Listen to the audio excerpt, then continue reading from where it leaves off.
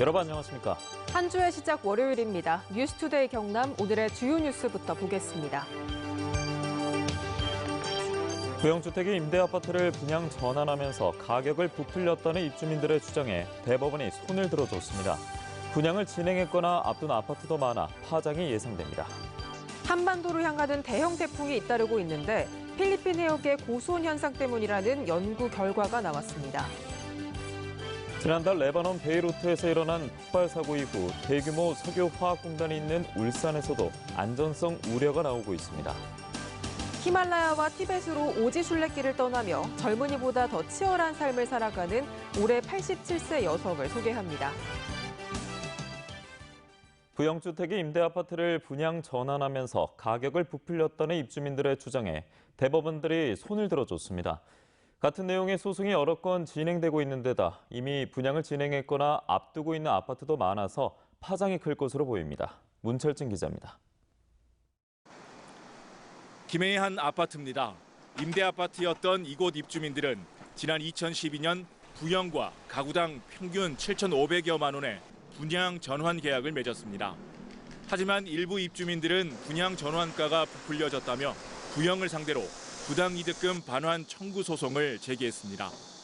쟁점은 분양 전환가 산정의 기준이 되는 건축비와 택지비입니다. 부영 측은 감정평가로 건축비를 산출한 반면 입주민 측은 부영이 김해시에 신고한 취득세, 과세 표준액으로 계산하는 것이 맞다고 주장했습니다. 택지비도 부영이 땅을 사들이면서 공제받은 선납 할인금을 빼야 한다고 반박했습니다. 대법원은 입주민 측의 손을 들어줬습니다. 대법원 2부는 취득세 과세 표준을 적용해 실제로 지출한 건축비를 반영하고 택지비도 선납 할인금을 공제해야 한다고 판단한 원심을 인정했습니다. 대법원 2부는 같은 날 진행된 경기도 동두천시 부영 아파트에 대한 재판에서도 김해 사례처럼 건축비를 산정하도록 했습니다. 건축비와 택지비를 정하는 기준에 대해서 상호 다른 판결을 하면서 소송이 굉장히 혼란스러웠는데요. 이번에 대법원에서 그 기준이 되는 판례를 선고를 해줬기 때문에 이제 소송이 중심을 잡고 임차인들의 피해를 회복받을 수 있는 그런 판결이 이어질 것으로 보고 있습니다. 이번 대법원 판결로 재판부마다 들쑥날쑥했던 분양 전환가 산출 기준이 마련돼 향후 진행될 유사한 재판에 적지 않은 영향을 줄 것으로 예상됩니다. 부영을 상대로 전국 법원에 계류 중인 이 같은 소송은 200여 건에 달하는 걸로 알려졌습니다. MBC 뉴스 문철진입니다. 태풍 마이삭과 하이선은 강한 바람과 폭우로 경남, 또 특히 부산에 많은 피해를 안겼습니다. 이상기후 속에 잇따르는 대형 태풍의 원인이 필리핀 해역 고수온 현상 때문이라는 연구 결과가 나왔습니다. 이두원 기자입니다. 태풍 마이삭이 부산으로 들이닥친 지난 3일, 가로수가 강풍에 꺾여 차도를 가로막고 신호등도 고꾸라졌습니다. 아파트 창문에 테이프를 붙이던 60대 여성은 갑자기 유리창이 깨지면서 양손을 다쳐 과다출혈로 숨졌습니다. 지난 7일 태풍 하이선이 부산으로 몰려왔을 때는 시속 120km에 육박하는 강풍에 커피숍 철제 지붕이 아파트로 날아오기도 하는 등 피해가 속출했습니다. 소리는 났죠. 소리 나고 바람 소리 많이 나길래 나오고 보니까. 한국해양과학기술원이 잇따른 대형 태풍의 발생 원인을 분석했습니다. 해양조사선을 투입해 북서태평양 해역 55개 지점에서 조사했는데 필리핀 해역에서의 수온이 지난 3년간 8, 9월 평균 수온보다 1도가량 높았던 것을 확인했습니다. 수심 50m까지 고수온층이 형성된 것. 태풍은 해수면 온도가 26도 이상일 때 따뜻한 수증기를 공급받아 열대 저기압을 형성하면서 발생하는데 고수온 현상이 계속되면 바다에서 지속적으로 수증기가 공급돼 태풍이 강해집니다. 금년 같은 경우는 수증기가 더 활발하게 이제 발생할 수 있는 30도 가까이 됐기 때문에 수증기가 발생하면은 대기에 교란이 생기거든요. 해양과학기술원은 태풍 예측 정확도를 높이기 위해서는 해양 열 에너지나 수온의 면밀한 관찰이 필요한 것으로 보고 추가 연구를 진행하고 있습니다. MBC 뉴스 이두원입니다.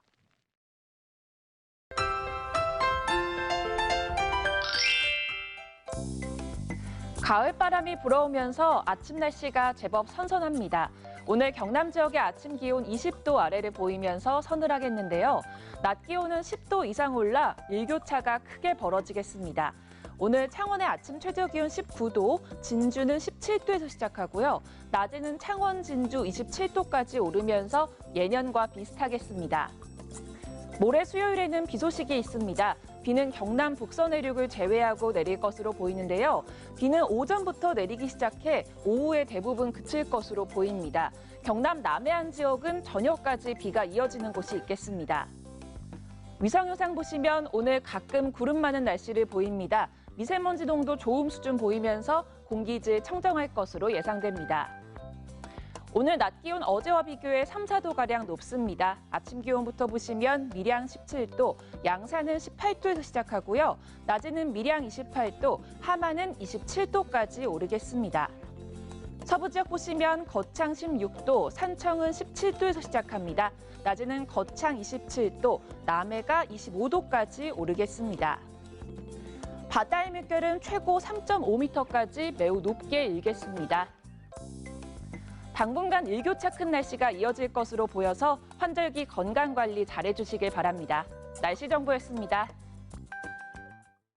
지난달 레바논 베이루트에서 일어난 폭발 사고 이후에 국내에서는 대규모 석유화학공단이 있는 울산에서도 안전성 우려가 나오고 있습니다. 석유화학단지에서 사고가 잇따르고 있지만 울산시는 관리 권한이 없어 사실상 위험 관리에 있어서 할 수 있는 게 없다고 합니다. 최지호 기자가 취재했습니다. 지난달 4일 레바논 수도 베이루트 항구에 보관돼 있던 질산 암모늄이 갑자기 폭발했습니다. 이 사고로 도시 전체가 아수라장이 돼 200명 넘게 숨지고 재산 피해가 17조 원에 이르는 것으로 잠정 집계됐습니다. 국내 석유화학 단지 면적의 53%, 연간 6천만 톤이 넘는 액체 화물을 취급하는 울산 역시 화약고나 다름없습니다. 전문가와 함께 직접 현장을 점검했습니다. 새로 들어서는 공장마다 좁은 부지에 배관이 얽히고 설켜 복잡한 데다 수많은 화학물질 탱크들이 가깝게 지어지고 있습니다. 배관 1단, 2단, 3단, 4단만 가다 그 안에서 크레이가 만약에 화재가 났다, 불이 났다 그러면 그것만 물나는 게 아니라 그 옆에 있는 거 전부 피해를 다 본단 말이에요. 더 큰 위험은 공장들 사이에 연결된 각종 노후 배관들입니다. 석유화학 공장에 설치된 배관은 12,000km가 넘는데 한눈에 보기에도 오래돼 환경 오염과 사고 위험에 노출돼 있습니다. 실제로 울산 석유화학 공단에서 일어나는 각종 사고의 원인도 기계적 결함이 가장 많습니다. 교체한다는 자체는 비용이 그만큼 지출되잖아. 비용을 줄이기 위해서 교체를 그때 안 하고 한 텀을 넘기는 과정에 사고가 날 수도 있고. 문제는 국가산업단지 관리가 정부의 권한이어서 울산시가 할 수 있는 게 거의 없다는 겁니다. 울산시는 베이루트 사고 이후 울산 지역 질산 암모늄 취급 업체가 18곳이라고 밝혔는데 권한이 없다 보니 평소 관리나 사고가 났을 때 대처할 수 있는 방안이 적습니다. 울산만의 이렇게 특수성을 감안해서 이제 법을 만들려고 하다 보니까 특혜의 개념도 또 이렇게 오다 보니까 그런 부분들이 그렇게 쉽지는 않은 것 같습니다. 울산시는 내년 지하배관 안전진단과 개보수 등에 52억 원을 투입할 예정이지만 관리 감독 권한이 없는 재난 컨트롤 타워는 반쪽 운영에 그칠 수 있다는 지적입니다. MBC 뉴스 최지호입니다. 보통 미디어를 통해 보여지는 노인의 모습이라 하면 다소 무기력하거나 단순히 여가를 즐기는 모습이 대부분인데요. 하지만 오늘 소개할 80대 여성은 히말라야와 티벳 카일라스 산으로 오지 순례길을 떠나면서 어쩌면 젊은이보다 더 치열한 삶을 살고 있습니다. 안동에서 정동원 기자가 만나고 왔습니다. 올해 87살의 이춘숙 씨의 걱정은 잠잠하던 코로나가 다시 퍼졌다는 겁니다. 일상을 되찾기를 자나깨나 기도합니다. 대한민국 좀 도와주이소. 우리 의사 선생님들, 우리 간호사들. 간절하게 기도하면 이루어진다고 믿고 있습니다. 한 일이 없으니까는. 그래서 내가 기도라도 나는 해야 된다. 들어앉아서 이제 87인데 내가 뭐 하겠습니까? 이 씨는 진주 사람입니다. 진주여중, 진주여고, 수도 여자사범대학을 나온 뒤 진조시 농업기술센터의 전신인 진양군 농사교도소의 공무원으로 들어가 1958년 농부를 돕는 사람들이란 제목으로 제작된 정부 홍보 영화의 여자 주인공 역할을 맡기도 했습니다. 이른바 인텔리 여성이었습니다. 그러나 37살에 남편이 갑자기 세상을 뜬 뒤 가세가 기울어 본인도 공직 생활을 접었고 지금은 봉화군 제산면 산골에 본인이 장막이라 부르는 낡은 집에 살고 있습니다. 지난 2008년 아들과 함께 땅값이 싼 곳을 택해 귀촌했는데 영화 감독인 아들이 외지 작업으로 바빠 혼자 지낼 때가 많습니다. 굴곡진 그의 삶과 별개로 고등학생 때 이미 야학 강사를 했을 정도로 어려운 이들을 지나치지 못했던 그의 심성이 공동체 이익으로 관심을 이끌었고 이 씨의 기도 역시 이와 맞닿아 있습니다. 지난 세월호 참사 때는 견딜 수 없을 정도로 힘들었다고 합니다. 그 젊은 아이들이 물에서 살아나려고 얼마나 발버둥 치겠습니까? 가슴이 미지고 터지지. 보다 못한 아들이 러시아 바이칼 호수로 이 씨를 데리고 가서 아이들의 명복을 빈 뒤에야 안정을 찾았습니다. 이 씨의 해외 순례길은 2014년 히말라야 오지 마을 까그베니부터 2017년 카일라스 산까지 모두 4차례. 특히 2017년 순례길은 몽골 울란바토르에서 고비 사막, 알타이 산맥, 파미르 고원, 카일라스산, 네팔 카트만두까지 2만 킬로에 달했습니다. 이동은 차로 했지만 차로 갈 수 없는 곳이나 각 목적지 내에서는 걸어야 했습니다. 죽을 만큼 힘들지. 숨이 차지. 그 겨울에 추운데도 땀이 흘러갖고 안에 옷은 다 젖지. 순례의 목적은 기도입니다. 기도가 닿을 것 같은 적지로 생각됐던 겁니다. 정상에 올라가서 하고 싶은 기도를 눈물은 범벅이 되고 땀이 범벅이 되고 그 쾌감은 아무도 모르지요. 해외 순례지에서의 기도 내용도 우리나라 걱정입니다. 다방에 가서 커피 마시는 돈 좀 아껴갖고 못 사는 사람한테 기부하고로 그래야 우리 아이들이 잘 살 수 있지 않느냐. 영화 감독인 아들은 이 씨의 해외 순례길을 담은 다큐멘터리 영화 카일라스 가는 길을 제작해 전국 50개 극장에서 상영합니다. 그 나이에도 도전하고 싶고 어떤 꿈을 이루고 싶어 하시는 그런 모습을 좀 담아내려고 했고. MBC 뉴스 정동원입니다. 섬진강댐과 합천댐을 비롯한 댐 방류로 수해를 키웠다는 피해민들과 자치단체들의 댐 조사 요구에 대해 환경부는 지자체와 협의 중인 댐조사위원회 구성을 조속히 완료하겠다고 밝혔습니다.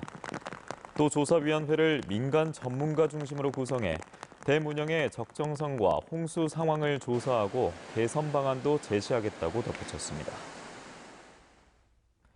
경상남도는 올 들어 지난달까지 시군이 발주하는 종합공사와 용역, 물품 구매 등 704건의 예산 7,900여억 원에 대한 사전 계약 심사로 406억 원을 절감했다고 밝혔습니다.